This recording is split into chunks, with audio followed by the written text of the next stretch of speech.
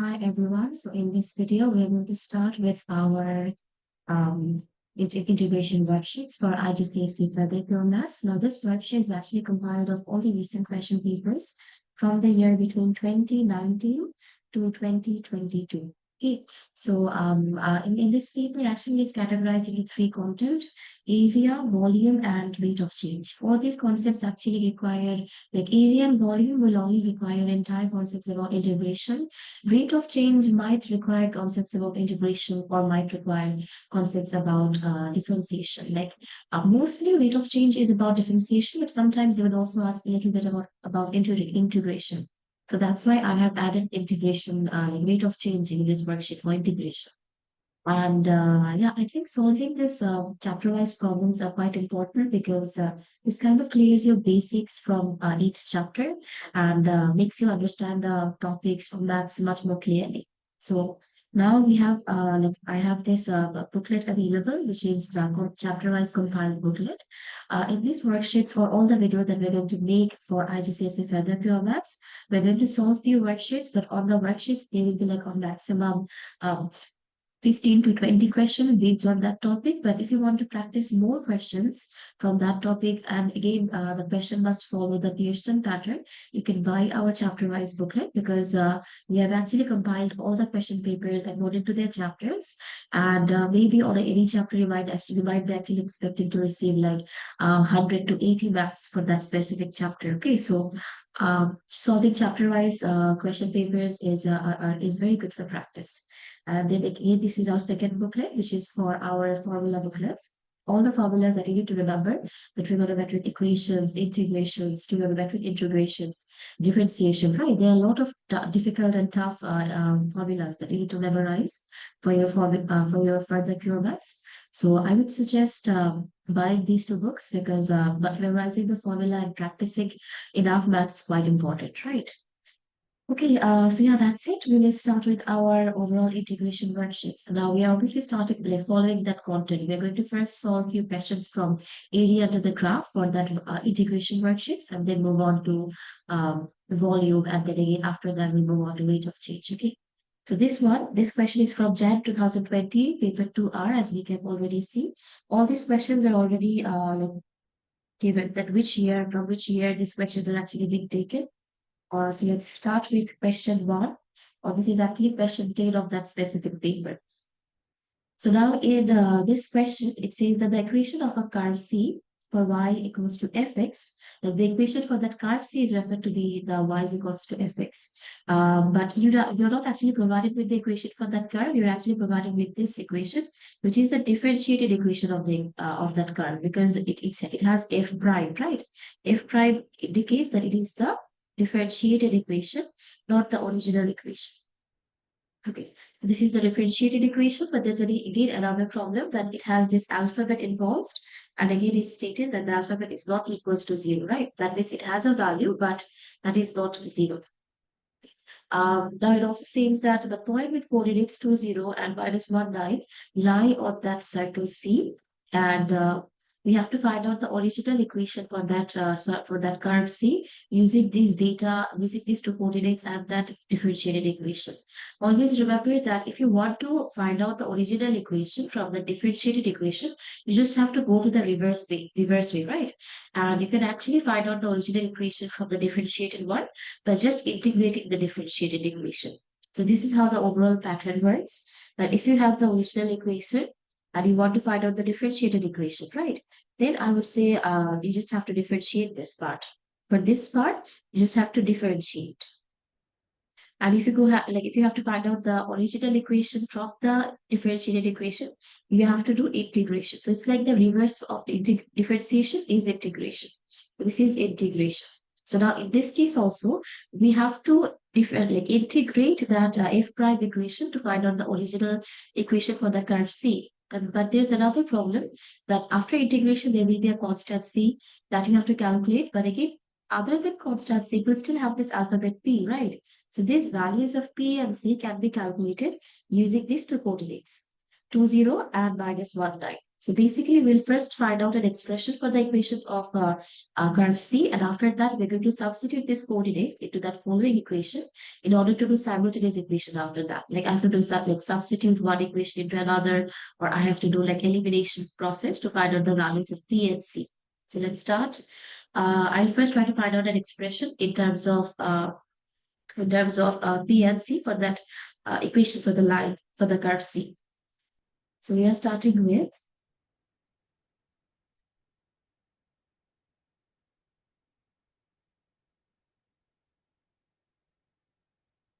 for curve C. So for y equals to integration of f prime x. The original equation was 3x cubed, 4x minus 4 minus p. So integration of 3x squared minus 4x minus p. Now, always I have stated that in integration, you just add one to the power, and then the final power is in the divided format. For example, if in this case, you have this power 2, right? So if you're going to add 1 with this, and you're going to, like the new power will be 3, and the entire number will again be divided by 3. So in this case, now after integration, this is how the equation would look like. X to the power of 3 divided by 3.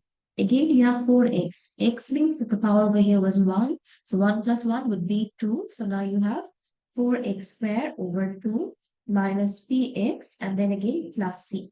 Right?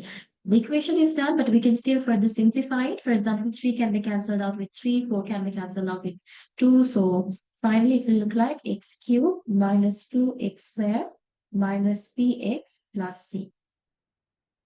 And this is the final expression for that curve C. But still we have this alphabet there, right? P and C. So you have to substitute the values of the 2 points, 2 coordinates, 2, 0 and minus 1, 9. So at first I will substitute the coordinate. And first I'll name this equation as equation 1 over here, right? So substitute x equals to, the coordinate was 2, 0 into equation 1. So instead of writing y, I'll write now the values for these coordinates. So 0 is equal to 2 power of 3 minus 2, 2 squared minus p, 2 plus c. We'll just simplify it further. So we have 0, 8 minus 8, 2p plus c. Obviously, these two gets cancelled out, right? 8 minus 8 is 0. So now you have 2p minus c equals to 0. This is our second equation. And this third equation can be like extracted by using the other coordinate. I'll just write this over here. That substitute minus 1, 9 into equation 1 again. And now you have 9 minus 1 cube minus 2 minus 1 square minus p minus 1 plus c. So now you have 9 minus 1 minus 2 minus, so this is like plus p plus c. And eventually, if you just take this minus 1 and minus 2, this becomes 3, right? Negative 3. So when you're going to take this negative 3 to the other hand side, it's going to be plus. So 3 plus 9 would eventually end up to be 12. So now the equation will look like p plus c equals to 12. And this is your third equation. Now we are going to eliminate, we're going to do elimination for the third and second equation in order to find out the values for P and C. So I'll just zoom out a little bit.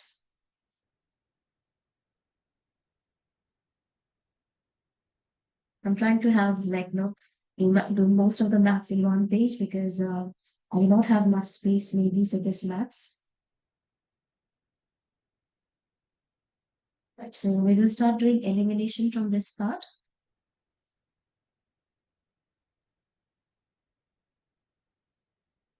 Eliminate equation 3 from 1. But after the 3 from 2 over here, but after arranging, you could see that I would not actually have to say change the signs because see in both the equations were not of the same sign. They were of opposite sign. They would easily automatically cancel each other out. I'll just write the first equation on top, like the second equation on top, which was 2p minus c equals to 0. And the other equation was p plus c equals to 12. I can clearly see that the c on both the equations are not of the same sign, so they will automatically cancel each other out. So the c gets cancelled out. You're left out with p plus 1. That's going to be, 2p plus 1p. That's going to be 3p. So 3p is equals to 12. And now taking the 3 to the other hand side, 12 over 3, that's 4. So the final value of your p is 4. We're going to substitute this into equation for maybe the second one or third one. I'm going to use a third equation because that was quite more easy to use. So I'm going to write substitute p equals to 4 into equation third. Equation third was p plus c equals to 12. And in that case, c would be 12 minus 4, which is 12. So 12 minus p, right? And the value for p was 4. So that's why I directly wrote 4 over there. So 12 minus 4, that is 8. So you got the value of your c as 8. Now, since we already have the values for all the unknown alphabets, we'll just input these values, like the values for p and c, into equation 1 to find out the final equation for your curve c. Right, so we can just write it over here that equation for C is basically y is equal to x cubed minus 2x squared minus 4x plus 8, right? Now this was like a shown equation. You would have to show this equation. They would, and they actually use the same term that we calculated, right? So that show part was successfully done. And every time you have to show something, we're going to draw a star over there. Like you have completely showed that entire maths over here, right? There's nothing due at this point. So just zoom out, and this is how the entire process went. I'll just use this part. So this is for step 1 and these are for step 2. Okay. So this is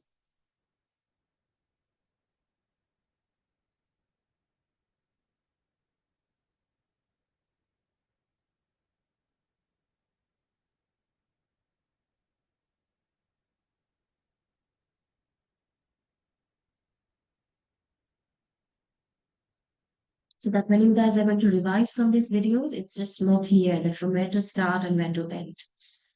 Okay, then that was it. We have completely shown the coordinate, like the curve equation per se, using the coordinates that they provided and also using the differentiated equation, right? So we'll move on to part B. In part B, it says that the straight line L has equation y is equals to 8 minus 4x, and we need to use algebraic integration to find the exact area for the finite region bounded by curve C and L. Okay, now over here, the entire area was bounded by C and L, right? And the equation for L was this, y is equals to 8 minus 4x. Whenever the situation is like this, that you have to find out the area for two different structures, right? That is stuck between two different structures, like the curve and straight line. We have to actually find out the intersecting points first, because using the intersecting points, these are going to be the boundaries, like from which part to which part we're going to start the area in. And within that boundary, you have to calculate the integration. Here you have to do the integration calculations. So for part B, the equation for curve was x cubed minus 2x squared minus 4x plus 8. This is equation 4 for us, right? That was, sorry, this is equation 1 for us. And the equation for line was y is equals to minus 4x plus 8. This was equation 4 because we have already used 1, 2, 3 in the part A. I'll just, so now, yeah, the equation is correct. Okay. Now, at first, if I want to find out the coordinates of the intersecting points, always remember for intersecting points, you just have to like substitute one equation into the other. So I'm just trying to find out the coordinates of the intersecting points. So I'll just write it down over here. Coordinates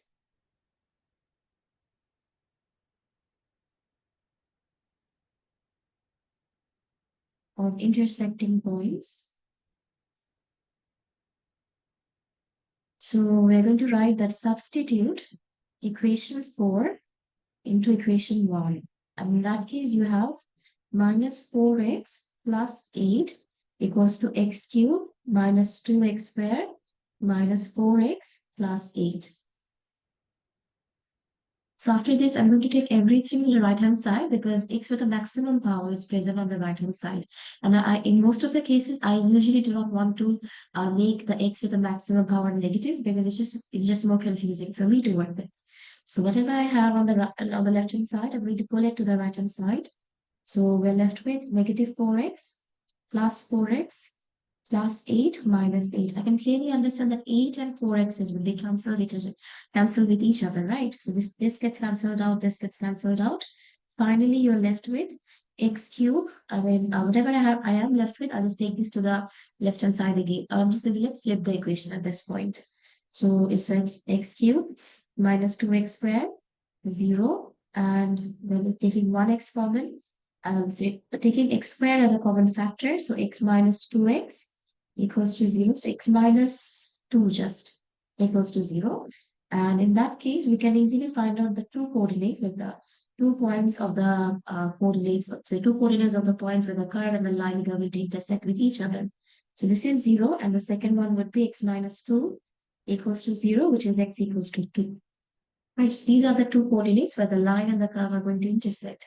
Now, again, one thing over here is we can clearly understand the area was bounded between within this range, right? Where x equals like starts from x equals to 0 and ends at x equals to 2. So if I have to draw a small visual representation of how the entire graph would look like, even though they haven't actually provided us with anything, right? So just a very small visual representation. So 1 minute.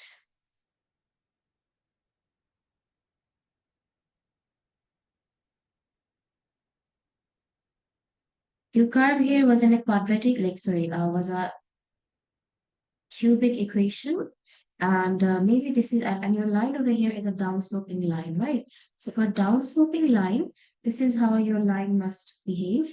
And this is might be the coordinate of 2, and this was origin, right? Over here, x equals to indicate x equals to 0 indicates that your line and curve must have met at the origin once, and then again must have met when the value for x was 2. So in that case, we just have to find out the area within this range.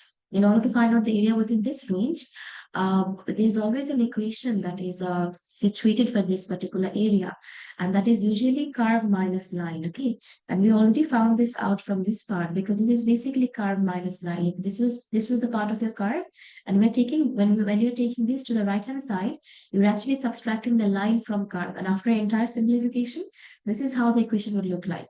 So we can actually use this equation for the integration. So whenever this kind of situation arises, like you have to find out the area under two different structures, you have to like subtract the two lines, and this is why we're going to. This is how you're going to actually find out the equation for the two like area that is bounded in between two different structures. So this is your equation for integration or integration equation.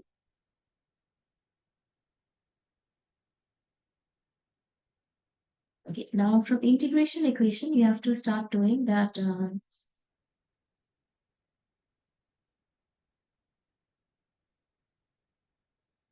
For area, the boundaries are actually those intersecting points. Upper boundary is 2, lower boundary is 0, and x cube minus 2x squared dx. Right, so we'll now integrate the equation.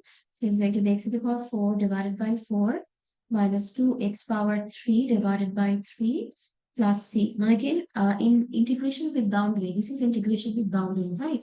So in integrations with boundary, there's no point of writing this c because anyway it's going to be cancelled out. So it's not like you have to compulsorily like write this c on your answer. You can write it or you can not also write it, okay? But that's an option for only in cases of boundary.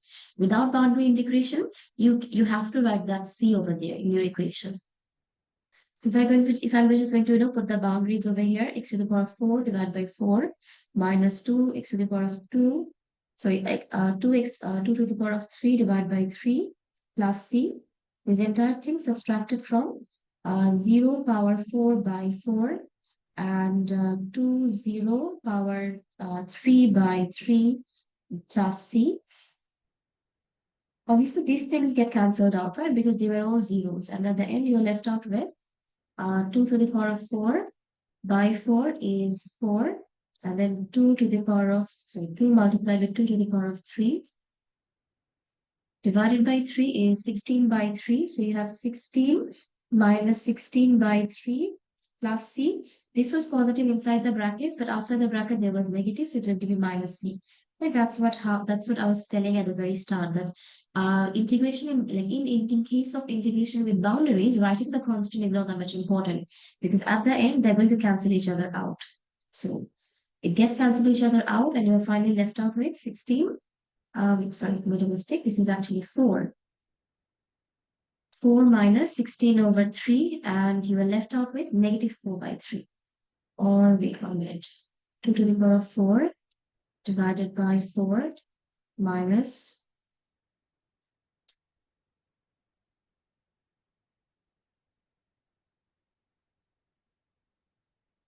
right, the answer is negative 4 by 3. And again, in cases of area, as you're working with area, areas are actually scalar quantities. So in this situation, even if your calculation gives you a negative area, that is not a big concern because you're anyway going to write it as a positive because it's a scalar. Negative and positive doesn't have any significant importance on it, right? So at the end, I'm going to write it as 4 by 3 units square. For area, the formula, the unit should be unit square. For volume, the unit should be volume cube, units cube. So this is how we're supposed to complete this math. I'll zoom out so guys, you guys can have it a look. So, and then we'll move on to the next math.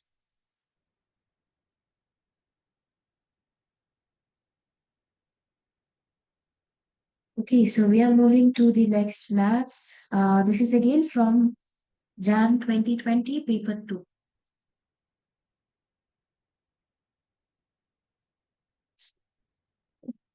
Okay, so this is question 6. Now for question 6, we can clearly see a graph over here and we can clearly see the region R. Region R is bounded between 2 points. One is origin and the other is this point A, right? We can clearly understand that the coordinates for this origin is 0, 0, but we have to find out the coordinates for the point A. Other than that, we have also one point with the curve again meets with the x-axis, which is this x equals to 2, which kind of makes it clear that the value for a, like the x coordinate for a, will be less than 2, right? Um, yeah, other than that, there's nothing given. Okay, so we'll move on to the question that it says that the region R shown shaded in figure 2 is bounded by the curve with equation this is the equation for the curve and the line with equation 2x minus 2y minus x equals to 0. The curve and the line intersect at the origin at point A. We need to show that point A has coordinates this. We can clearly understand we just have to substitute one equation into the other. Now over here the equations are not quite properly arranged, so we have to arrange them. Equation for curve was y is equals to 2x minus x squared, right? That is properly arranged, so we're going to label this as equation 1. But the equation for line over here was not arranged. It was 2y minus x equals to 0. I'm going to make y the subject of this equation, so it will look like x divided by 2, right? This is how the equation 2 would look. And obviously I'm going to substitute equation 2 into 1. So I'm going to substitute equation 2 into 1. And then you have y is equals to 2x minus x squared. That is going to be x over 2 equals to 2x minus x squared. We're obviously going to take this 2 to the right hand side. And now you're left out with 4x minus 2 x squared. And obviously again, after that, we're going to take everything to the right and to the left hand side. And now you have 2x squared. Minus 4x plus x is basically minus 3x. So I'm going to directly write minus 3x equals to 0. Take x common and you have 2x minus 3 equals to 0. To this point, we're going to take get values of the coordinates. That is one is 0 and the other is 3 by 2. We can clearly understand this was for the coordinate origin, right? Origin O, this was the coordinate for the origin O, and 3 by 2 is the x coordinate of point A. So we're obviously going to move forward with this coordinate only. So again, we're going to substitute this A coordinate with any of the equation because point A was a common point for both the curve and line. Okay, so there's no limitations over here that you can only substitute the coordinate in the equation for line or the equation for line or the equation for curve. Both can work. So I'm going to substitute this x coordinate into equation for the line because it's just easier to work with the way. Right, so I'll just write it that substitute x equals to 3 by 2 into equation 2. So it will look like y is equals to 3 by 2 divided by 2 and you are left up with y 3 over 4. Right, so this is the final coordinate of A. I'll just write it in a more organized way that coordinate A is 1 x coordinate is 3 by 2 and the y coordinate is 3 by 4.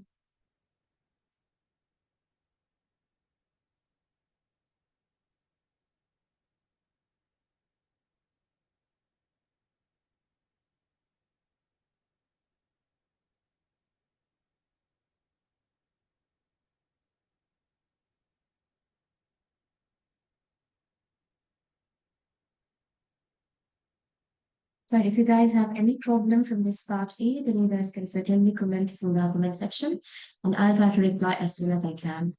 And that was it for the part A. We were only asked to find out the coordinates of that point A, and we did calculating that, right?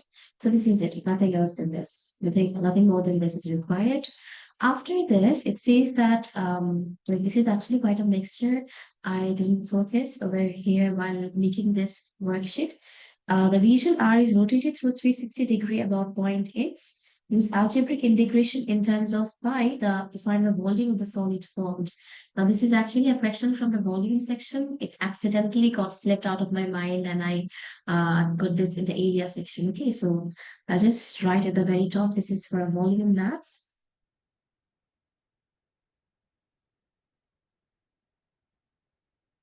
We will complete the volume section, but as we are just focused on just the area, right? So, for example, I'm going to consider that there is a part C where they are asking you to find the area for that region R. So, area for region R, like we need to find out the area for region R. For this case, again, you would have to do the same thing, right? As you go on to this shape of the curve, you can clearly see that this region is actually bounded by the curve and the area, where the curve is at the top and that straight line is at the bottom, right? So in this case, you just have to subtract the equation of line from the equation of curve, and we actually did this over here, right? This is the final equation that you got after subtracting the equation for that line from curve, right? So the final integration equation is 2x squared minus 3x. So we can use this equation to find out the region, like area for that region R. So I'm just going to label it as point C.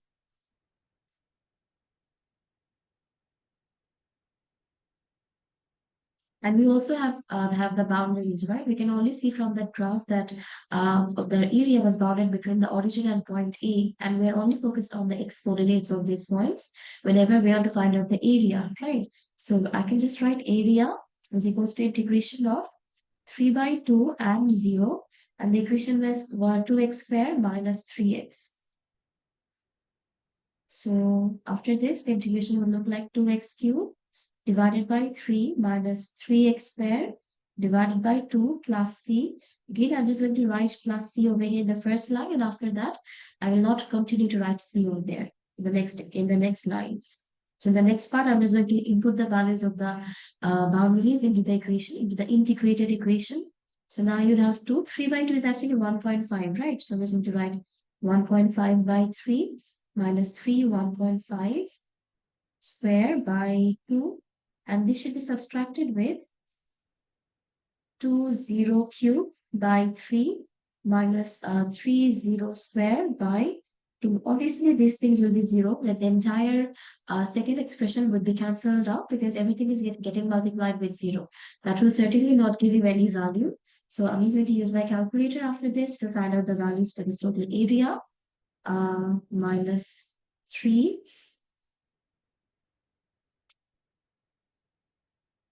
square divided by 2, and you finally get your area as negative 9 by 8. And again, as I've already stated, that area cannot be negative, right? These are scalar quantities. So you're going to finally write the area as 9.8. 9 by 8 can also be accepted, or in decimals also this one could be accepted because the decimal over here is not a continuous one. It's 1.125, right? It's not that much big. So 1.125 units squared. So this is the final area. Right, so this was it for this area maths. We're going to move with the next question. I hope it was clear for all of you to understand. I hope this is what, right, this is for area. This one is correct. Okay. Now again, this question is from Jan 2020, paper 1. So from the graph, I can clearly see that there's a straight line AB. It crosses the y-axis at point 13, and there's a like negative graph, negative quadratic graph, where the graph crosses the x-axis at -5 and +5, and the y-axis at 25, right? And there's a region R enclosed by that curve and area, right? So curve and a straight line, and the curve and straight line were intersecting at two different points a and B. This time, none of the points are actually the origin. They're two different distinct points. And another thing in this part, in this area, the line is above the curve, right? Okay, so we will first obviously have to find out this intersecting coordinates, right? It says that figure 2 shows part of the curve with equation y is equals to 25 minus x squared. This is the equation for the curve, and part of the line with equation y plus x equals to 30. The curve and the line intersects at point A and B. You need to use algebra to find the coordinates of point A and coordinates of point B. Basically, we have clearly understood that we have to use a substitution process, right? Actually, solving these chapter-wise questions is very easy to understand the pattern of Excel.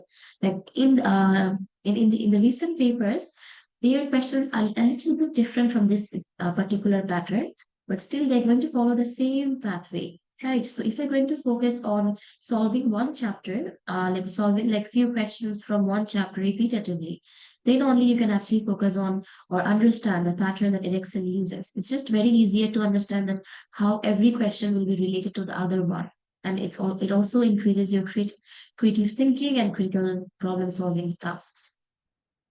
Okay, so let's start with this one. As we were saying that the first equation over here is going to be the equation for the curve, but I'm going to write it a bit differently.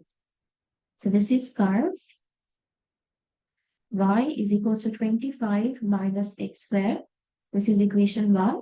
And for the straight line or line, this is going to be y plus x equals to 13.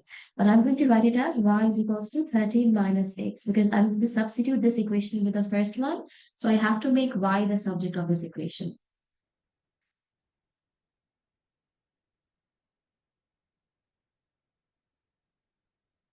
So I'll write that substitute equation 2 into 1. So now you have y is equals to 25 minus x squared. Instead of writing y, I'll now input the value for your equation 2, which was 13 minus x. 25 minus x squared. And I'll just take everything to the right hand side, sorry, to the left hand side, because x squared was negative in the left hand side, so in the right hand side, right? So as I've already stated that for me, having that x with the maximum power negative is just difficult for me to work with. So I'm just going to take everything to the left hand side to make that x squared positive. So it's going to be x squared minus x minus 25 plus 13 is actually minus 12. So I'm not going to break this down. I'm going to directly write this as minus 12 equals to 0. And then we have to use our calculator to find out the values for x1 and x2. 1 minus 1 minus 12, that is 4 and minus 3. In that case, we have to do the factorization from this part, middle term, x squared minus 4x plus 3x minus 12 is 0, and x minus 4 plus 3, x minus 4 equals to 0. After this, x plus 3 and x minus 4 goes to 0, and we can clearly understand from this part, the values of x are x minus 3 and x equals to 4. Okay, now we have only found out the x coordinates for these 2 points, A and B, but we still have to find out the y coordinates, right? Because in this question, they were not only asking you to find out the x coordinates, they were asking to find out the whole coordinates for these 2 points. That means both x and y has to be calculated.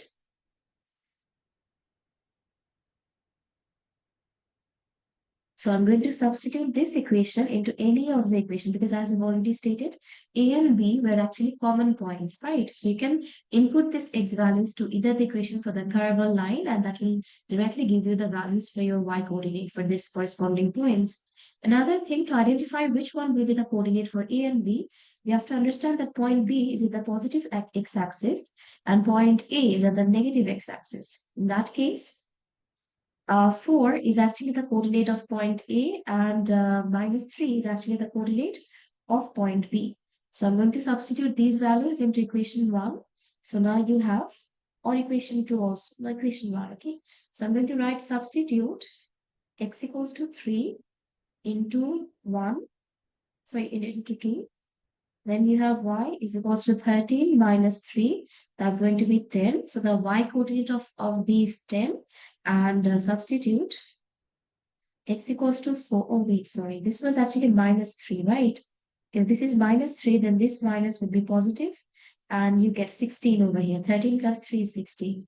And x equals to 4 was just 4 into equation 2. And now the y coordinate would be 13 minus 4, which is going to be 9. Right? So if I go there, wait. A is actually higher than your point B, and point B should actually have a lower coordinate than 13. Right, so maybe I'm making a mistake somewhere. It's positive. Yeah, I actually figured it wrong. 3 was negative, so it's supposed to be B and this is supposed to be A. So this is supposed to be A and this is supposed to be B. In that case, over here also, yeah, okay, that's fine. Okay, then we will continue. Now we got the coordinate of A as what? Negative 3 and 16, right? So minus 3 and 16. And then again, the coordinate of B is 4 and 9. So these are the three steps for part A. Step 1, step 2, step 3.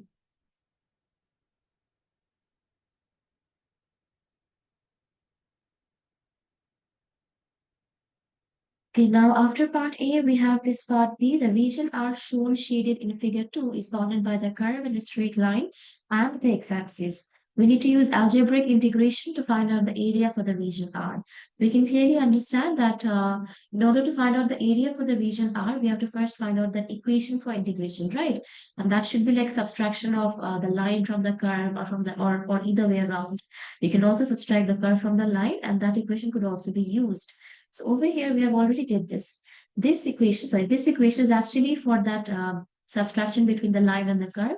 So this is the final integrated equation that we have to use, or integration equation that we have to use for that calculation of area. So for part B, area, and also we also have the boundaries, right? The higher boundaries were going to be B and the lower boundaries going to be A, point A and B are the possible boundaries. So we're only going to focus on the x coordinates because integration is being done with in terms of the x-axis. So it has 4 and minus 3. And the equation was x squared minus x minus 12 dx. So at this part, you have x cubed divided by 3 minus x squared divided by 2. Yeah. And then minus 12x plus c. The integration is done, so I'm going to write the boundaries over there. 4 and minus 3. And after this, you have 4 power of 3 divided by 3 minus 4 power of 2 divided by 2 minus 12, 4 plus, I'm not going to continue writing C because I've already stated they will eventually get cancelled out, right?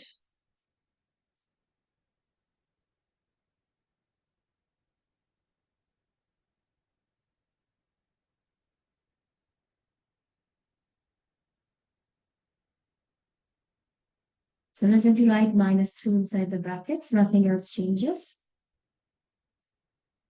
So you can just pick all these things on your calculator and directly find out the value for this entire area.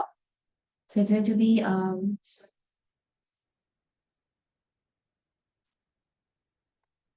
4 power 3 divided by 3 minus 4 square divided by 2 minus 12 into 4. Then 3 to the power of 3 divided by 3. Sorry, now you have negative 3, right? So in cases of negative, you should always write that in a bracket. Okay, otherwise it's just it could be a mess up in the calculator, and you would have to like carry like pick up all these big terms on a calculator again. So I'd always suggest that whenever you have negative numbers, you pick up on a calculator those numbers using brackets. Remember 12 is 3. 4 power 3, 4 power 2 squared, 12, 4.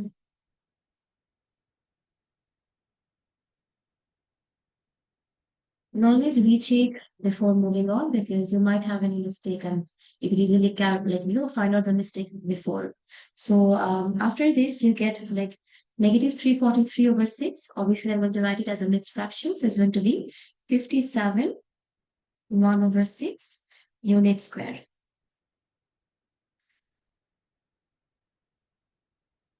So yeah, this is it for part B. I hope it was clear for all of you. We will going to move on to the next question. Okay. This kind of looks like a head of a cockroach.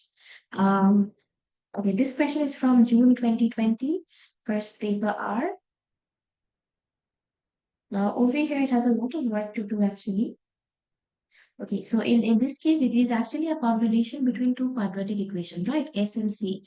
And S and C are intersecting in points between B, origin, and A, right? There are like three points where the curves are actually intersecting, or no, sorry, no, the curves are actually intersecting with each other.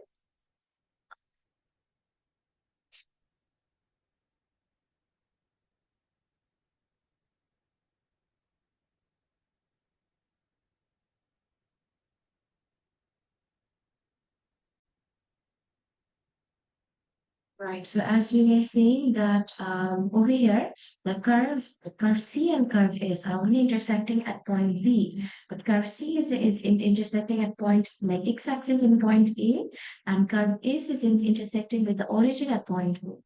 And maybe we have to first find out the coordinates for point A and B. Another thing, whenever your curve is actually bounded between these kind of areas, you cannot just directly find it. You have to find the area as portion. For example, over here, I will first dissect this area like this in between,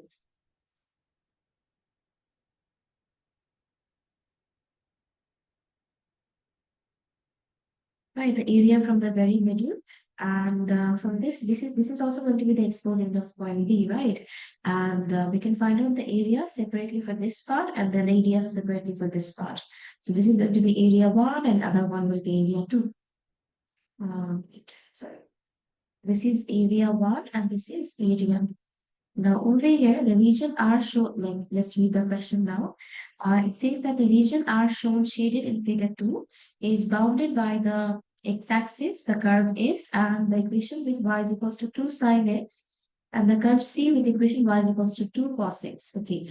For x, the equation is 2 sine x. For C, the equation is 2 cos x. And as shown in the figure 2, C crosses the x-axis at the point A. Write down the x-coordinate of point A. In order to find out the x-coordinate of point A, we can clearly understand that at point A, the y-coordinate is 0, right? So it will be very easy for us to find out the x-coordinate of point A. For that, we just have to write that at x-axis, y is 0, right? So in that case, y is equals to 2 cos x. So it's going to be 2 cos x equals to 0. 0 divided by 2 is going to be 0 anyways. So you are left out with x equals to cos inverse 0. So you have 90 degree. So in that case, the value for your a, like the x-coordinate of a is 90. This is 90 over here. And after that, it is stated that as shown in figure 2, C and S intersect at point B and we need to find out the x-coordinate of B. So which means that after point A, point B has to be calculated as by substitution. So we have to write y 2 cos x equals to y 2 sine x. This is your first equation. This is your second equation. And we are going to substitute equation 1 into equation 2.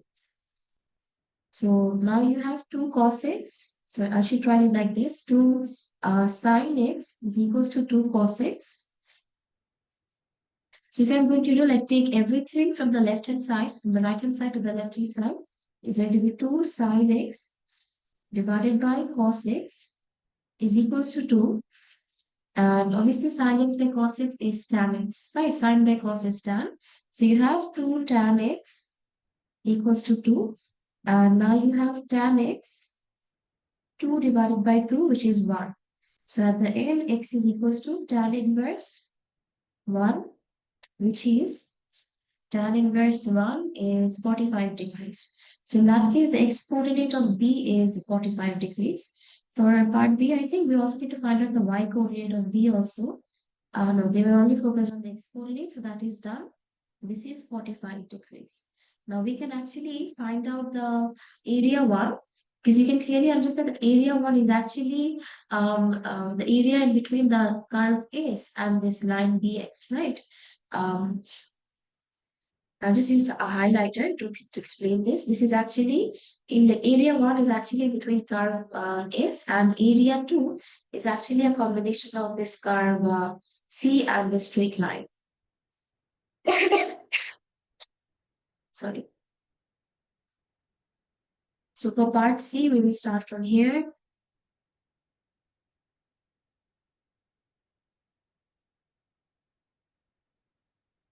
Uh, area, this has to be calculated. Area 1 and plus area 2. Right, area 1 was from 0 to point Bx and area 2 was from Bx to point A. And area 1 was obviously covered by curve S. Curve S's equation was, I think, 2 sine x, right? Yeah, curve S was 2 sine x. So it's going to be integration 45 degree 0 2 sine x dx. And this will be added with integration between 90 to 45 is going to be 2 cos x dx.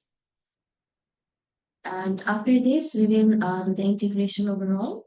Okay, 1 minute.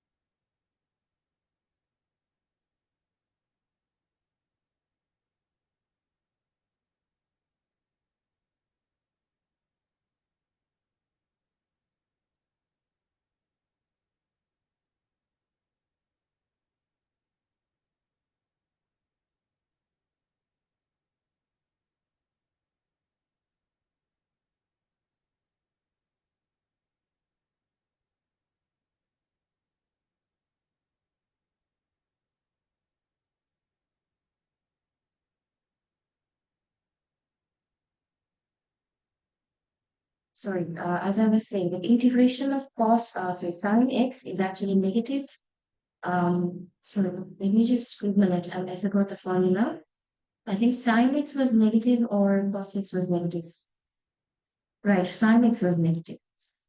So that means integrating sin x, you're going to end up with negative 2 cos x. So after this, it will look like 2 cos, negative 2 cos x with the boundary of 45 and 0. And this should be added with 2 sin x with the boundary of 90 and 45.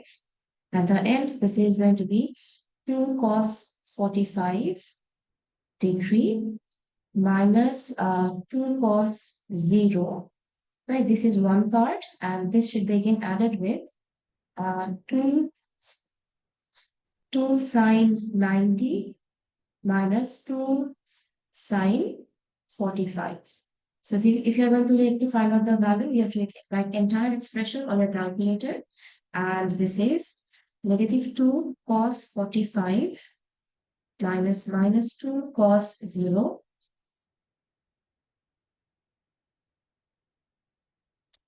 minus 2 sine, sorry, added with 2 sine 90 plus 2 sine 45. So the final answer over here is actually 4 units square. So the area under the two graphs and the x-axis is 4 units square. And this is it for your third question, I think, third or fourth question for this area calculation using integration. I hope it was clear enough for all of you to understand. If you have still any more questions, you can certainly ask me in the comment section, right? So we will move on. How many questions have I arranged for you? Let me just see. One, two, three. Okay, three more questions for this area calculations. Okay. Now this is for question 7. It says this is actually from June 2020 paper 1. So let's start. Now we have an equation for this curve, right? Which is a quadratic equation. Given that fx can be written in the form of x plus a whole square plus c. From this pattern, we can clearly understand we have to do completing the square, right? For this part, we have to do completing the square.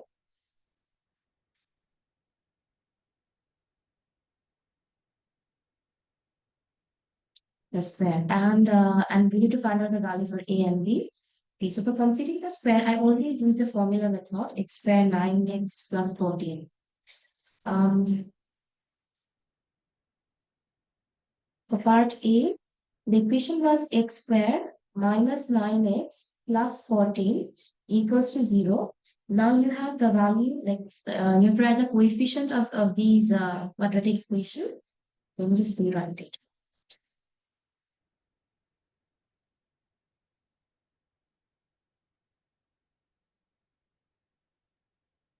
So it's going to be, like the value for A over here is 1.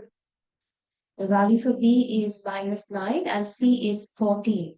Right, and if I have to find out the completing the square method, always remember the format of completing the square is capital A, x plus b whole square plus c. Okay, and the formula for capital A is always small a. So it's going to be 1. The formula for capital B is going to be b by 2a. So it's going to be negative 9 by 2 into 1. So you get 9 by 2, which is I think 4.5. And then again for capital C, it's C minus B square by 4A. So you have C was 14, B is negative 9 square divided by 4A is 1.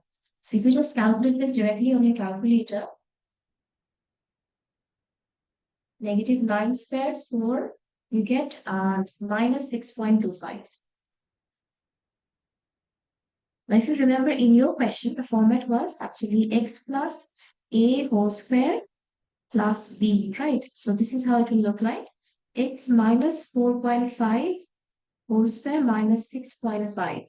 So in that case, the values for your alphabets A is going to be negative 4.5 according to your question, right? And the values for your B is going to be negative 6.25. So this is the entire working for your part A. I hope it was clear for all of you to understand. So we move on to part B. In part B, it says that hence or otherwise find the minimum value of the fx and the value of x for which this minimum value occurs. Now over here, whenever you are trying to find out the like completing the square format, always remember that this C always give you the minimum or maximum value, and the value of x for which this minimum or maximum value occurs is this b value, right? Or minus b, because x plus b is equals to 0 and then the value for x becomes negative b. So in that case, I just solve part b 1 and 2 over here because it doesn't have that much working involved.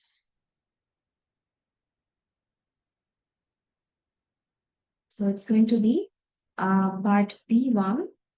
Always remember the format over here, okay? It's always that a x plus capital B square plus c. So in that case, c is your minimum or maximum value, depending on the shape of your graph. If it is a happy graph, then you're going to get minimum value. If it is a sad graph, then you're going to get a negative value or maximum value, right? So I'm just going to write mini or max. And negative b is actually the value of your x, so value of x. So using these data, I can actually calculate the value of minimum value. I think in part B when they were asking about, in part B when they were asking about the minimum value. So minimum value, this is negative 6.25, right? The value for your B over here. So minus 6.25. And for part 2, the value of X for this minimum value occurs is positive 4.5. Because you can think of it like this, that X minus 4.5 is equals to 0. And in that case, the value for X becomes positive 4.5, right? So this is how you're supposed to solve this part B.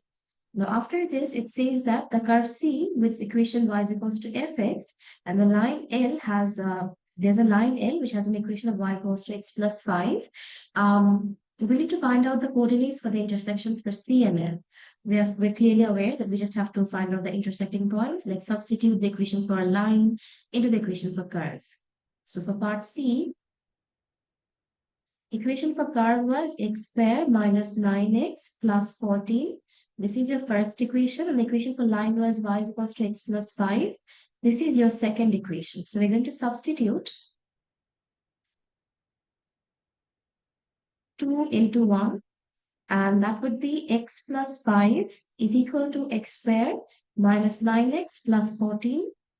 And if I just take everything to one hand side, like to one side of the equation, so it's going to be look like minus 9x minus x plus 14 minus 5 equals to 0. And then you have x squared minus 10x. This is going to be minus 90. And at the end, you have x squared, x 9x minus 90. So in the end, you get x is a common factor, x minus 1. Wait, if I'm going to take 9, oh, sorry, I actually made a mistake. This is supposed to be positive, right? Yeah, this was supposed to be positive because 14 was positive. So obviously the final answer would be positive 9. In that case, if you're going to take 9 as a common factor, you get x minus 90. So you have x equals to, sorry, x minus 9 and x minus 1. So we can clearly understand the line L and the curve C must have intersected at two different points. One would be 1, say 1 point, one coordinate would be 1, and the other coordinate would be 9. Now, if I'm not wrong, maybe they also want you to find out the y coordinate for this points also. I'll just scroll up and see if I'm wrong or right. And they want you to find out the coordinates. That means not only x coordinate is needed, y coordinate is also needed. So after this, obviously, as these are like common points, I'm going to substitute these points into the equation for the line. So I'm going to write substitute x into equation 2. So x equals to 9. The equation would be 9 plus 5. That's going to be 14. And again, other one would be x equals to 1. That's going to be y equals to 1 plus 5. That's going to be 6. Right, x plus 5 is the equation. So we have the coordinates for the two intersecting point, and after this, I think the question would ask you to find out the area. Right, yeah, using algebraic integration, find the exact area bounded by the finite region, bounded by the line, and see, right? So obviously, as I've already stated, that for area calculation, you have to find out an equation, right, for both the combinations of the equation. This is a final equation. The combination for line and curve, this is the final equation. So this is the equation that you're going to use for integration. So this is the integration equation with the boundaries of 1 and 9, obviously. So for part C, so for part D, area calculation will start. Boundaries would be 9 and 1. And equation is x squared minus 10x plus 9. Integration with respect to x. After integration, it will look like x cubed by 3. Now 10x will go 10x squared divided by 2. If you cancel the 2 by like 10 with 2, you get 5x squared plus 9x with boundaries of 9 and 1.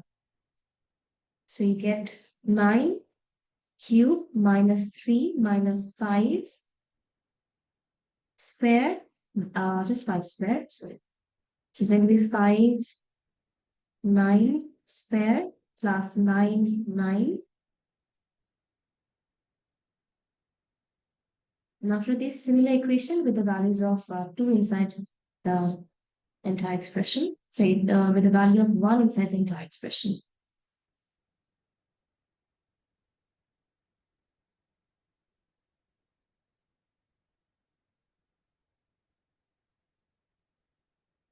Obviously, this will be subtracted from the first expression.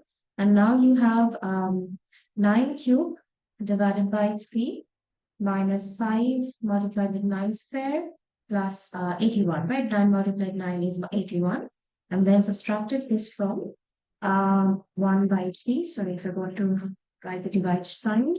1 by 3 minus 5 plus 9. Right, this is negative 85 1 by 3. So obviously it's going to be 85 1 by 3 unit square. And this was it, the working for your part C and D altogether. I hope this is clear. If you guys have any questions, you can certainly ask.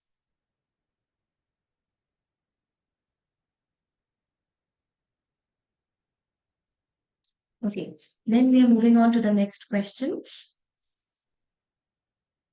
I think we still have like two more questions from this topic, right? This is the second last, and this will be the last one, right? Okay, so let's start. Now, this question is from June 2021, paper 1.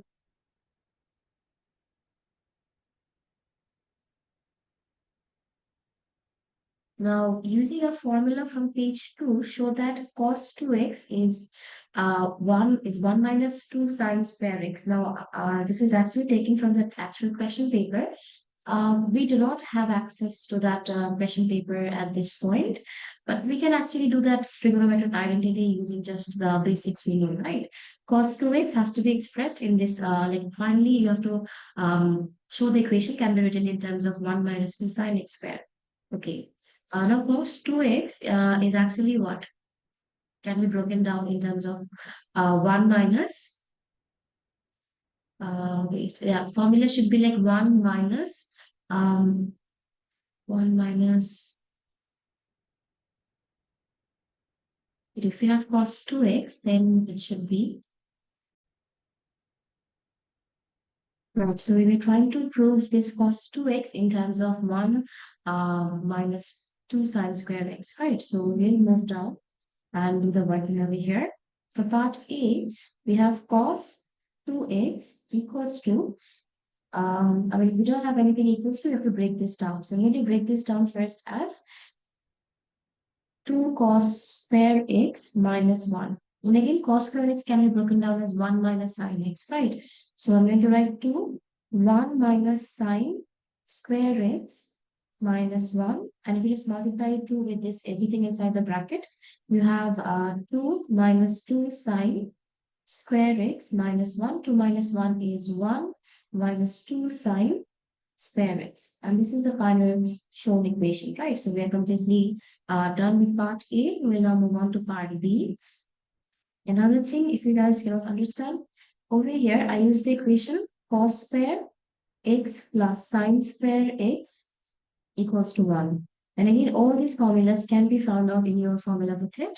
So these are memorizing these trigonometric equations, trigonometric identities are quite important, right? Okay, so we are done with part A. We'll move on to part B. It says that figure 2 shows a sketch of the curve with equations y is equals to sine 2x and y is equals to cos 2x plus 2. Point A, B, and C shown in figure 2 are 3 points that are common to both curves. That means basically the intersecting paths. And find the coordinates of each of these points. Okay, we can find it out, but before that, think of it, this is region R. For region R, curve with I will just label the two curves over here. This one,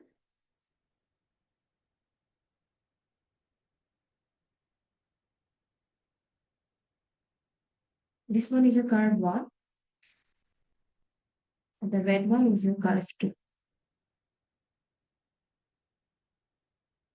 So this is curve 2, this is curve 1. For red one, curve 2 is above curve 1, right? And for the R2, curve 1 is above curve. So C1 minus C2. But for the intersecting point, you can just substitute the equations together to find the overall equation. For part C, so for part B, in order to find out the intersecting points,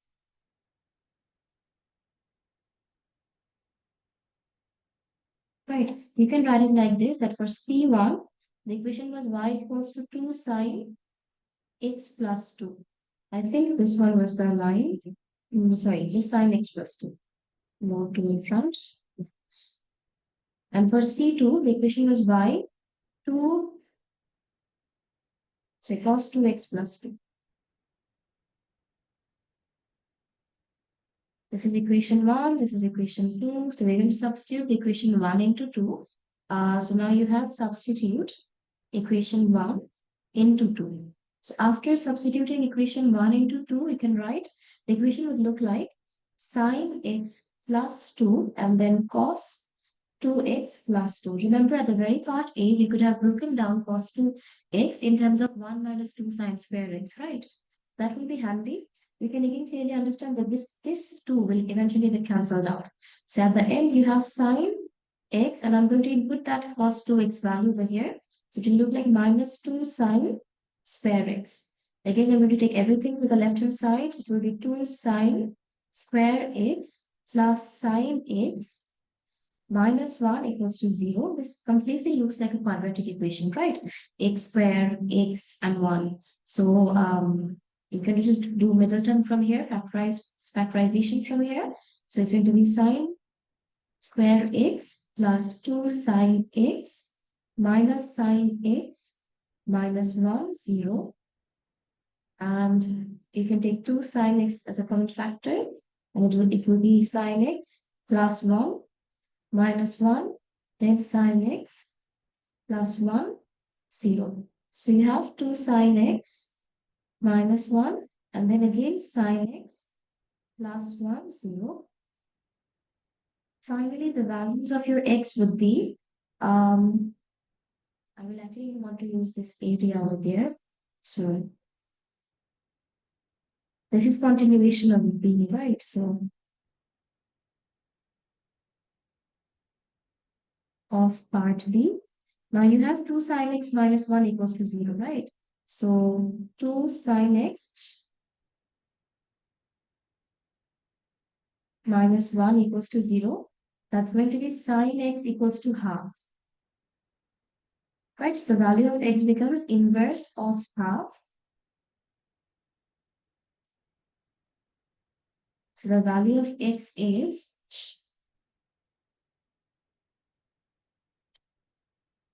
30 degrees. The first value of x is 30 degrees. And the second value of x will be sine x equals to 1. That will be a math error part as I can understand. I'll just use the second value over here. Sine x plus 1 equals to 0. In that case, x will be inverse, sine inverse of minus 1, which will be math error. Right. Oh, wait, sorry. Sine inverse of minus 1 is 90 degree. So the value for x would be negative 90 degree. After this, we have the two coordinates, right? Now this, on your graph paper, if you see there are like three coordinates, right? A, B, and C. But on your question, we can only see that we are only getting like two coordinates. One is half and the other is 90 degree. So 30 and 90 degree. Maybe I'm missing something out.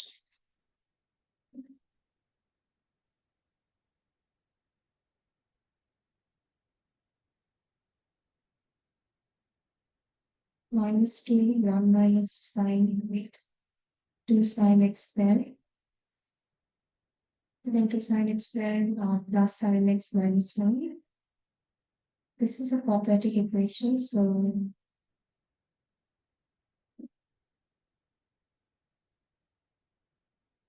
we have to find out the second value of x over here also, because from this part we can only find out the first, and like we can only find out two coordinates, right? On your graph paper we saw like this two graphs are actually intersecting for three different points. Intersecting points, wait.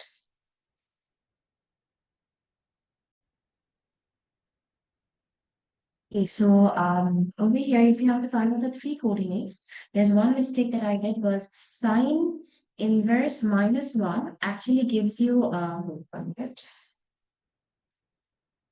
Sine inverse minus 1 actually gives you negative 90, right? And on your graph paper, we can clearly see the graph was entirely on the positive x-axis. So we have to find out the second coordinate of all these points. The second value for sine for these two coordinates.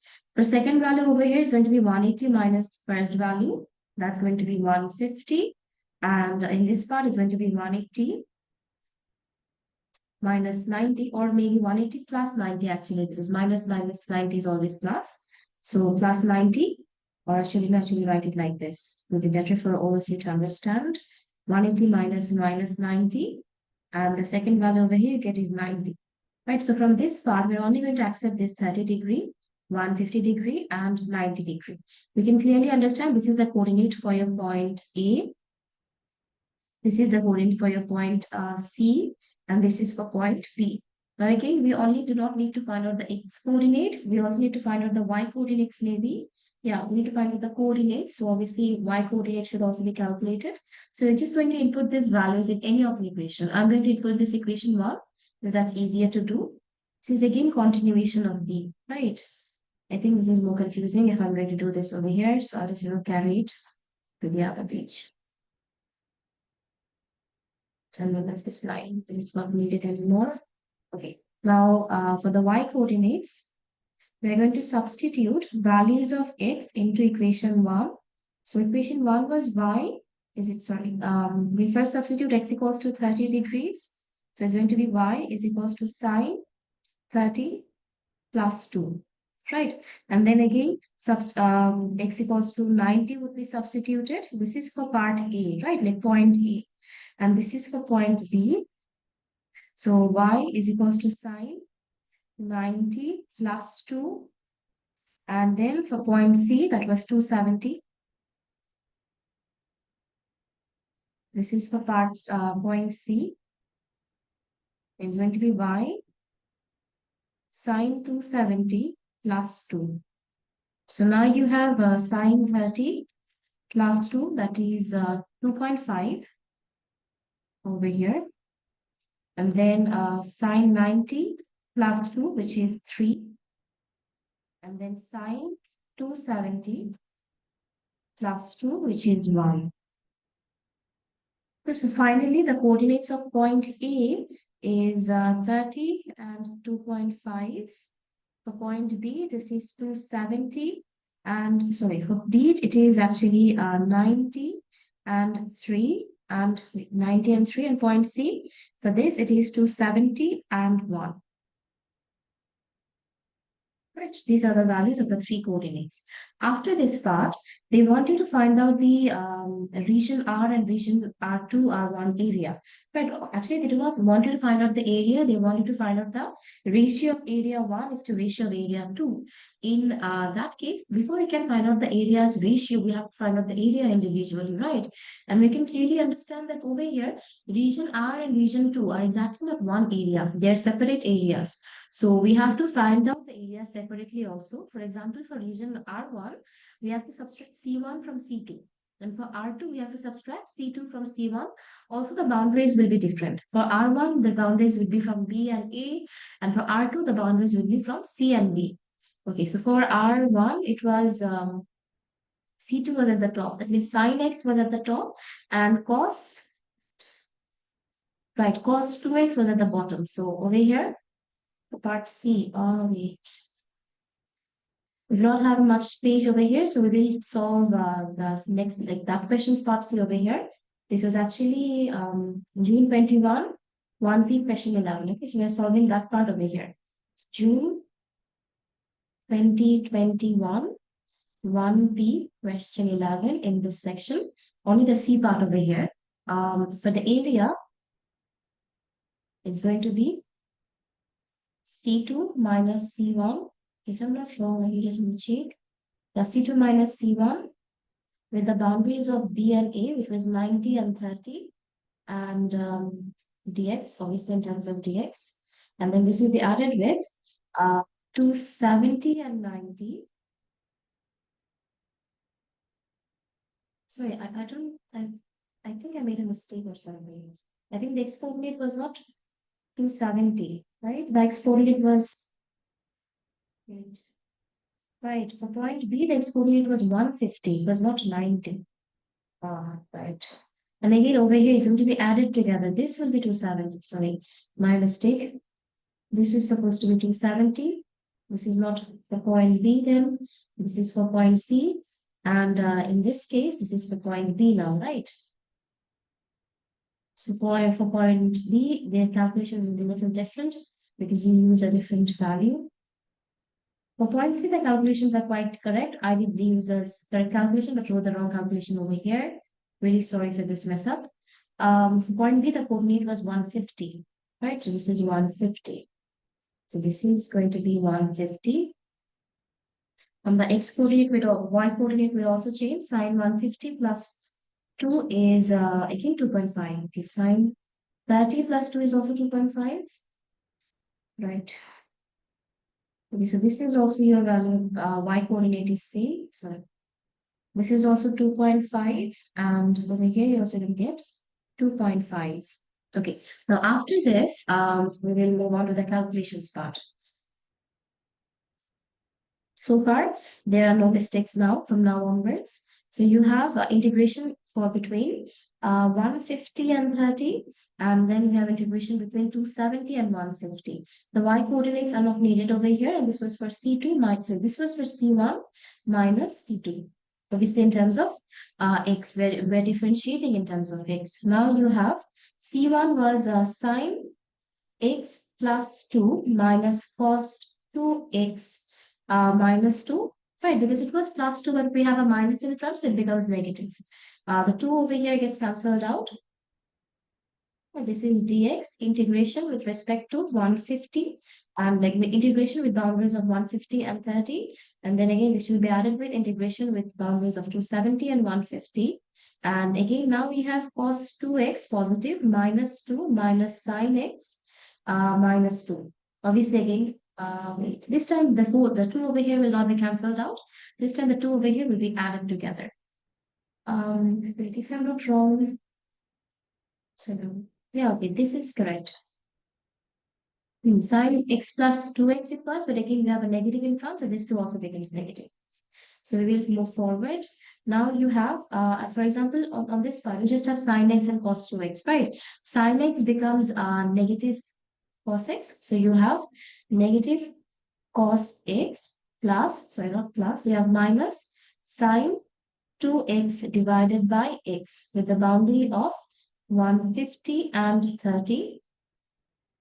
And then again, you are going to add this with minus 2 becomes 4, right? So you have cos, so this will be sine 2x by 2. So not x, this should be divided with the coefficient of x, that was 2. And again, over here it's going to be plus cos x minus 4x. And over here, the boundaries are going to be 270 and 150. Right, so I'm going to write all these things into calculator because writing this will be a very lengthy process. And at the end, we won't have enough space for the ratio because we also have to find out the ratios, right? Again, remember this one was for R1 and this one was for R2. So we do not actually want to find out the total area. We want to find out the ratios, right? So there's no need to add these together. We're going to find the areas separately. So for this part, for the first part, negative cos 150. Wait, I'll just use this calculator, negative cos 150, 150, sorry. We have sine minus cos.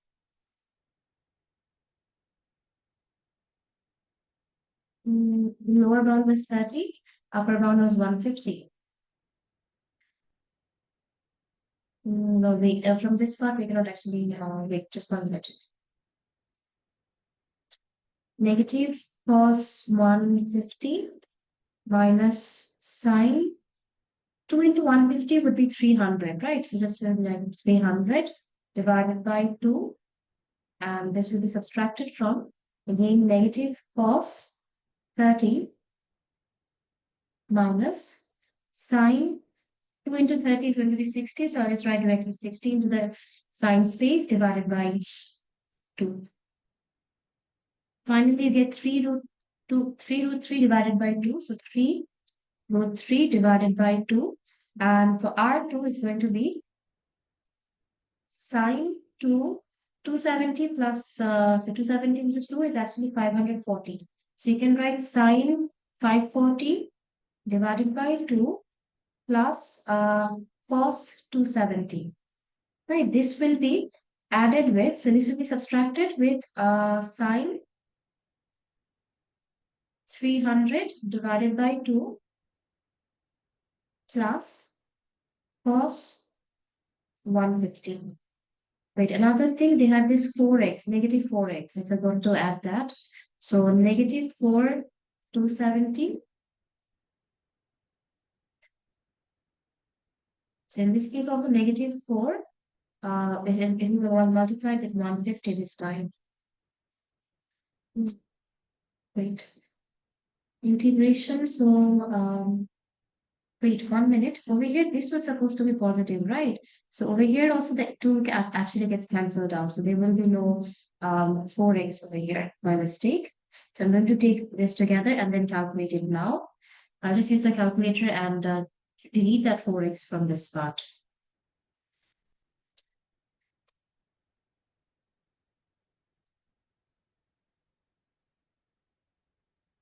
And move to the other end to delete the 4x from the second expression. Okay, now you have the other for R2 is going to be 3 root 3 divided by 4. I will just write this separately over here again.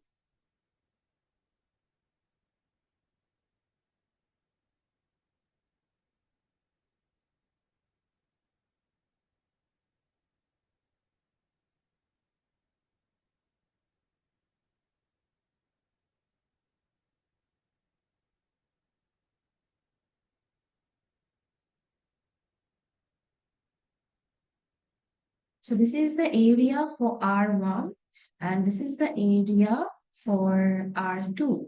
We need to find out the ratio for R1 is to R2 maybe. Right, R1 is to R2. In that case, ratio means that we're going to divide R1 by R2. So area of R1 divided by area of R2, that's going to be 3 root 3 divided by 2. And this entire would be 3 root 3 divided by 4. So now you have 3 root 3 divided by 2 and then 3 root 3 divided by 4. So you get 2, which is basically 2 by 1 in that case. So in here we'll write area of R1 is to area of R2. That's going to be 2 is to 1. And that is the final answer over here. They were not asking you for the individual areas, but they were asking you for the ratio of the two areas. Okay, after this, we are done with our area maths. Where we still with this question, we still have this one question left. Let's do this. This is from November 2021 paper 1. So let's start over here again. The total area is not one area. It's separated between A and M and M and N, right? It's not like one area overall. It's two different areas. Now, in this case, it says that figure 4 shows the curve C with equation y is equals to half minus half plus sine 3x within the range of 0 and 2 pi by 3. Remember that if your question refers to the angles as in terms of pi, you have to also calculate the entire maths in terms of the radians. So curve C crosses the x-axis at point M and N. We need to show that the coordinates for M is this, and then again find the coordinate for N separately. Okay. So obviously we're clearly clear with the fact that at x-axis, the value for y will be 0. So we will start. For part A, we'll write at first that at x-axis, y is equals to 0. So you have half plus sine 3x, that is equals to 0. So we just taking that half to the other hand side is going to be negative half. So now you have sine 3x is equals to negative half.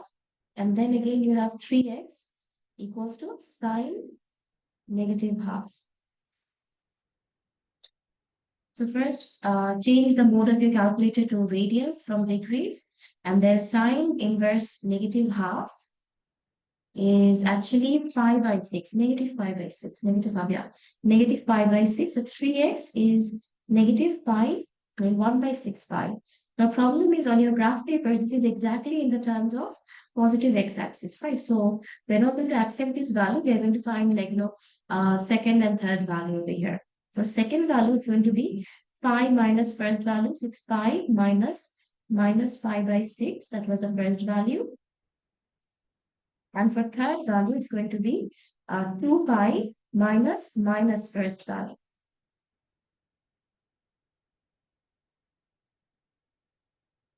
So if you calculate this, it becomes 3x pi by 6. The first value was negative pi by 6. Second value would be pi so pi by 6. This becomes 7 pi by 6. And the second value becomes 2 pi minus pi by 6. And this becomes 13 pi by 6. We obviously have to divide all these datas with 3. So you get x equals to pi by 6 by 3. And then again 7 pi by 6 by 3. And then 13 pi by 6 by 3. We're obviously not going to accept this value because this was in terms of negative. Other than that, if you divide all this other value, it becomes 7 pi by 18 and 13 pi by 18. If I go to the very top, your short's value was 7 pi by 18, right? So this is correct. At this part, there is no problem with that, which means that this is the M coordinate and this is the N coordinate. Right, so we have successfully found out the coordinates for point M and N. This was for part A. Just 1 minute. So we'll move on to part B. In part B, it says that curve C has a maximum point at point A. We need to also find out the coordinates of point A. Always remember that at maximum or minimum point, the gradient is always 0. So we have to use that concept to find out the coordinates of point A. So for part B, we can write that at max point, dy by dx is always equals to 0, right? So using this concept, if your value for y was half plus sine 3x, right? So in that case, dy by dx would actually be half would become negative, like half would become 0, and sine 3x would become, since for cos, like for integration, sine becomes negative. So for differentiation, cos, sine would become positive. And again, we have a 3 over here, so the 3 will come in the front. So it will be 3 cos 3x, positive 3 cos 3x. So it's 3 cos 3x. And again, this is equals to 0. So you have cos 3x equals to 0. So x would be cos inverse 0. Right. Let's first find out this, the cos inverse 0. Cos inverse 0 is half pi. Remember that your value of a must be less than m, right? M was 7 pi by 18, which is 1.22, and cos inverse 0 that we're getting is 1.57. So we are not going to focus on any other coordinates for A, because if we're going to find any other coordinates of A, that will be greater than A, right? So in that case, whatever we got, we have to divide it by 3. So in that case, we get cos inverse 0 divided by 3, we get 1 by 6 pi. So in that case, the value of x is pi by 6. The x coordinate of a is pi by 6. And we're going to input this into the value for your original equation.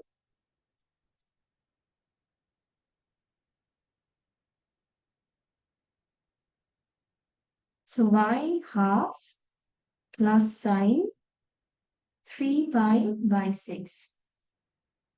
So half plus sine 3 into pi by 6 is 3 pi by 6. So finally, you get 3 by 2 or 1.5 as a y coordinate. So the y coordinate, like point A has a coordinate of pi by 6 and 1.5. So this is it for part B. We're going to move on to part C.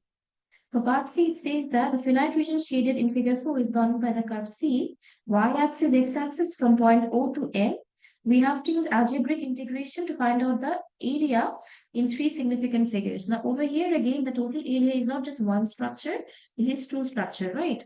And again over here, the boundary is not exactly starting from zero, right? So what we have to do is this, that we have to break this curve between this part. Like there will be three regions from 0 to ax to m, and then again from m to n. So the overall equation will be same, just only the boundaries will be different. Oh, wait, from 0 to ax. Yeah, from 0 to ax will give you the first portion. Actually, from 0 to m can be calculated, and again from m to n also can be calculated separately, right? Because over here, we not actually need to find out the coordinate for, like, we're not trying to find out the volume. So this line is not needed. Okay, sorry for that. For volume, if you have to calculate the volume, then you would have to draw these structures over there. But for area, that's not needed. This is that I'm going to consider this as area 1, this is area 2. So area 1 will be in between 0 to like point O to M, and area 2 will be between M and N, right? So now you have to find out the overall area for this integration. I think this is part C, right? Yeah. So area will be 7 pi by 18 and 0. Equation is half plus sine 3x dx. This will be added with 13 pi by 18, and then again 7 pi by 18 and half plus sine 3x. I'll just do the integration over here and then input the values in my calculator directly. For example, over here, half will be half x this time, right? So you have half x plus the integration of sine is negative cos, so you get negative cos 3x by 3. This with a boundary of 7 pi by 18 and 0. And again, this will be added with the same formula but with different boundaries, right?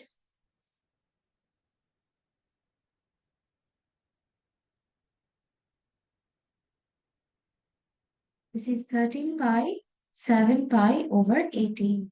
And again, if I just use my calculator to find out these values, half minus cos 7 pi by 18, which is going to be 6. There's 3 multiplied with that, divided by 3. You get 3 plus root 3 divided by 6. And again, this will be again multiplied by 8. Half was also supposed to be multiplied with an angle, right? So it will be 7 pi by 18.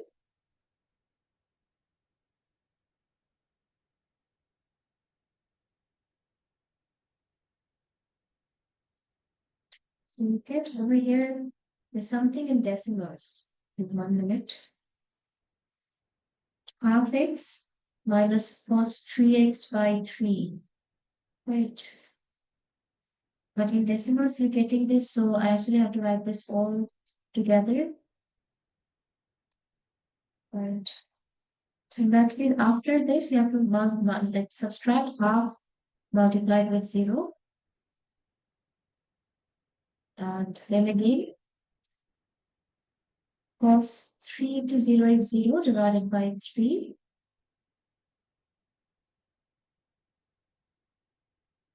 On the first part, you get 1.23. Since this is not the final answer, I'll actually keep it a little big.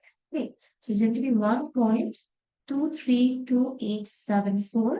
And for the next part, it's going to be half multiplied with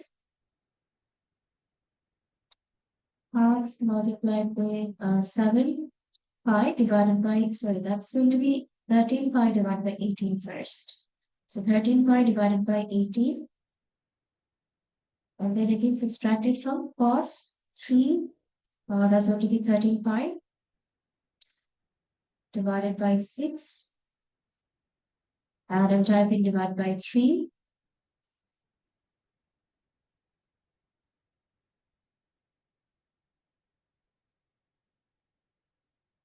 Right. And then again, this will be multiplied with half multiplied with 7 pi divided by 18 minus cos 7 pi divided by 3 divided by 3, and 7 divided by 6 divided by 3, and then again final sign and final bracket. Right. So if you calculate all these things, your answer comes out to be like, but the last part becomes negative 0.0375, right? So you get negative 0.05375. Maybe I'm making some mistake over here. Like 1 minute. Let me just redo the calculations again. Half x minus cos 3x by 3, right? Half 13 by 5x 3 divided by 18 is 1 by 6, right? This part is correct. 13 pi by 6 by 3. Half 17.75 by 18 minus cos. What did I use the mistake? I think I should just like multiply this separately. 13 pi by 18 multiplied with cos 13 pi by 6 divided by 3. For that part, you get 0.8457. Okay. And then this will be subtracted by 0.5 multiplied with 7 pi by 18. Oh, I forgot to write pi over there in the previous calculations. Really sorry for this time consuming. Minus cos 3, sorry, not 3, will be 7 pi by 6 divided by 3.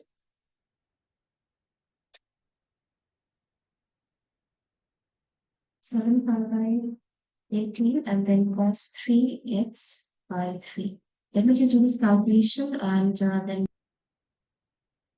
okay, guys, I actually did a calculation error over here. For the second, sorry, for the third value, it should be a positive over here, which makes it negative. Sorry, which makes it 11 pi in this case. Okay, so this is 11 pi by 6 by 3, which is finally going to be 11 over here. Right, so over here it's 11. And in this case is also, this part is actually 11 pi by 18 and everywhere it's going to be 11, right? So at the end, if I'm going to calculate this part, last part over here, we're not supposed to get the answer as negative, and my answer was coming out as negative. That's why I was not understanding that where I did mistake. So I had to like recheck. So now you have 0.22828, and if you just add this to 0.232874 plus 0.22828, you get 1.46. After three significant figures, this is the final answer in unit square, right? So 1.46 will be the final answer. So yeah, that is it for the area portion of integration maths. We still have volume and rate of change. We will do that in the next coming videos, right? Yeah, that is it. If you still have any problems from any years or any questions, you can write with us in our email address, mohammed01@gmail.com, or we can also inbox us in our Facebook page, Excel Easy. For the booklets, if you want to purchase that, again, inbox us or email me directly. And if you have any questions from these solved maths, you can obviously comment that in the comment section, and I'll try to reply as soon as I can. Thank you for watching.